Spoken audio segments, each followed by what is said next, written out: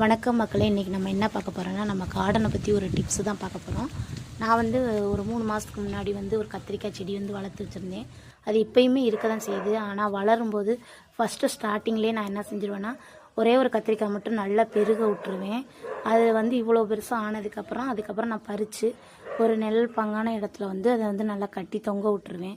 அதுக்கப்புறம் ஒரு 3 மாதம் கழித்து நம்ம அதை அப்படியே விட்டுட்டோம்னா அது நல்லா அந்த கத்திரிக்காய்க்குள்ளேயே நல்லா ஃபர்மெண்டேஷன் ஆயிரும். அதுக்கப்புறம் நல்லா ஆனதுக்கப்புறம் 3 மாதம் கழித்து பார்த்தோம்னா இந்த விதைகள்லாம் நம்மளுக்கு வந்து நல்லா தரமாக கிடைக்கும். அப்படி வர விதைகளை நம்ம செடி விதைச்சா மட்டும்தான் அந்த கத்திரிக்காய் வந்து நல்ல தரமான கத்திரிக்காயாக பூச்சி சின்னதுலேயே பிஞ்சிலேயே வந்து பூச்சி பிடிக்காமல் நல்லா ஒரு நம்மளுக்கு வந்து கத்திரிக்காய் வந்து நல்லா பெருசாக கிடைக்கும். அப்படி தான் நான் வந்து இந்த விதைகள்லாம் நான் எடுத்துக்கிட்டு இருக்கேன்.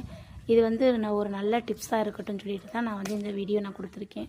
வீடியோ பிடிச்சிருந்துச்சுன்னா மறக்காமல் லைக் பண்ணுங்கள். என்னோடய கார்டன்